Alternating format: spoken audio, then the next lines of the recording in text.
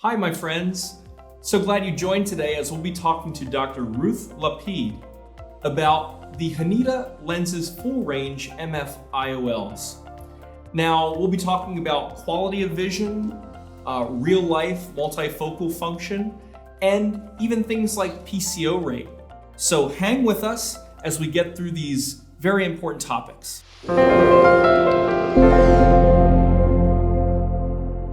Dr. Lapid, welcome to the program. Thank you very much. I'm very happy to be here today. That's wonderful. Well, could you please introduce yourself a little bit? Sure. I am an Amsterdam, Holland-based anterior segment surgeon, and I think I can say that I have a wealth of experience with multifocal lenses from any type, and I've also done quite a lot of research on this and published this.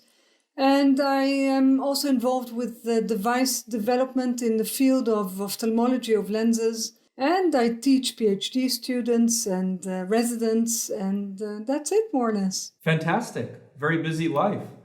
Yeah. Can you tell us how long you've used Hanita lenses for? Well, actually, I was trained in Israel, and the Hanita lens was the lens that we used as the only lens that we used to use, and it was a very good lens. It was called a B lens then, or the balance.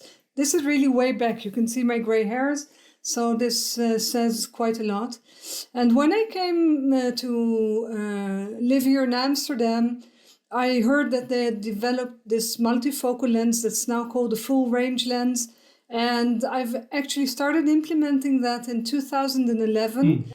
I think that by now I put in about 800 or 900 of those lenses, and I already have, of course, a full follow-up on all my patients, and I have a full database. So I think I can comment from a place of knowledge, not of I believe. So this is my experience with Hanita lenses, and as I said before, behind me here, this is my mother, Nitsa. She used to be a cataract surgeon based in Amsterdam, and she was using Hanita lenses when I was in high school still. Wow. So I've known Hanita for quite a long time. Well, it's all in the family then. That's great. Exactly. So with the variety of IOLs available and with a focus on the premium segment, can you share with us why you chose the Hanita lenses FullRange MF IOLs? The FullRange is a very special lens, in my opinion, because it's an easy to implement lens. It's a lens that has a lot of versatility because of the way it's built and the way it's been designed. And also because the outcomes are just excellent, where with other companies' lenses, I may once in a while have a patient who is dissatisfied and I'll have to do an explantation. I've never ever had this with the Hanita FullRange lens. So this speaks as to the safety of this lens. Can you also tell us about the PCO rate and explain how this is kept low with this particular hydrophilic lens? So the FullRange lens is a lens that has a 6 millimeters optic, and it has a posterior PCO ring on the posterior side of the optic. And the optic is attached with an angulation to the haptics. So in any implantation that you do, the haptics will make the optic adhere to the posterior capsule. And this is very important because then there is no room left for the PCO. It cannot come behind the optic. And we've shown that after 10 years of having implantations of the FullRange lens, our rates of PCO are 2.2%. This is really very, very, very low for any type of pseudophakia, be it hydrophobic and especially hydrophilic. So it's not only the material, it's also the way the lens was designed. And this is a very smart and very simple trick, basically. Well, that's fascinating, Dr. Lapid. Now, after implantation, can you tell us about the quality of vision with the FullRange lens? We ophthalmologists were always, our holy grail is the quality of vision with multifocal lenses. And then we say, it's in the optics, and it's in the patient-related outcome measures. But we do have objective measurements in which we can measure this. And one of these measurements is called stray light.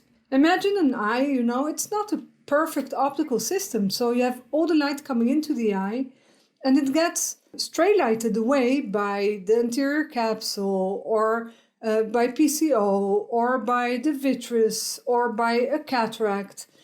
And you can measure this. And this is a machine that was invented by my professor with which I did a PhD. He invented a machine that's called the stray light meter, the Sequant. And what we did is we did a lot of research on how this quality of vision, the stray light, disability glare, functions in patients who've had multifocal lenses.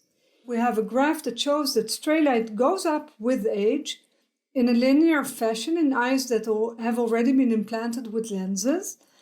But if you put in multifocal lenses, you can separate those groups and show in which lens you have more stray light and in which lens you have less stray light. Now, because of the material being hydrophilic and being worked on with cryolathing, which makes for a very nice refractive or diffractive, in this case, profile on the lens, it doesn't allow for a lot of stray light. So if you look at the table, I put a round around it, you can see that stray light with the FullRange lens is basically the lowest from all those multifocal lenses. And stray light is light that doesn't come to a focus on the retina. So if we can reduce it, we improve visual function, visual quality, and this is measurable. I don't need a questionnaire. I can measure it reliably, independently, and I can prove my point, which is what I did. Would you also tell us about the real-life multifocal function with the FullRange lens?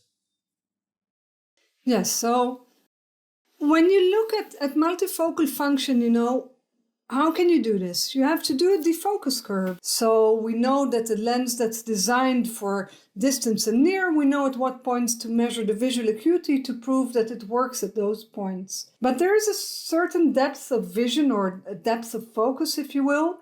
And this is measurable by measuring the visual acuity at the different focal points that have diopter differences. Now, we've done that with several lenses that we've been using, and also with the FullRange lens. And here, this was very interesting. So in theory, this is a bifocal lens, but in clinical practice, I noticed that my patients who have this FullRange lens actually nearly never need reading glasses for the intermediate. And this was odd. So we decided to make a metric, a single numerical value, which will allow us to compare between lenses. And this thing is called the area under the graph metric. So we made a logmar defocus curve, and we calculated the area under the graph, and then we came out with a single number. Now the single number for this, for the C-lens MF, or the FullRange lens as you have it, is comparable to trifocal lenses that are now in the market worldwide. And this explains to us how come nearly none of our FullRange patients need a correction for the intermediate, because they function at that distance. And we've proven this with this metric, the area under the curve metric. Well, that's wonderful. And what would you say to other surgeons considering the Haneda FullRange multifocal IOL? Well, to start a multifocal practice is not so simple. And it's not simple because your patients need a little bit more of chair time. But you as a surgeon need to be very cool about it, right? You need to know what you're doing, but you also need to be able to depend on your technology. So you need a lens that's versatile, and you need a lens that that will give you the exact outcomes with your calculations. And you don't want to have PCO more than is needed, because why would you take out a capsule if there's no need for it? And it's much better not to have it, because it will also not affect the refraction afterwards. And there's another thing with the haptic angulation, God forbid you do break a capsule, what do you do then? You don't have a spare lens in the room, right? So what you can do with these lenses is, because of their angulation, you can also place them in the sulcus. And this solves your problem for just in case something odd happens. The fact that this lens has a very good value in terms of finance, and you are able to offer your patients a very high-end visual quality post-operatively, which is nicely in balance with the costs of such a lens, which is excellently in balance with the technology, which is really one of the best that are still around. Well, Dr. Lapid, is there anything else that you'd like to add for our audience here today? No, I would just suggest, go try it out for yourself. And if you need help, I think that at the desk at Ghanita, they'll be more than happy to fill you out. And I can also be reached personally to help you out if you need. Well, that's very, very generous of you, Dr. Lapid. Thanks so much for joining us today on the program, and we'll look forward to seeing you next time. Thank you very much, Matt, and stay cool there. I'll try to do that. Take care.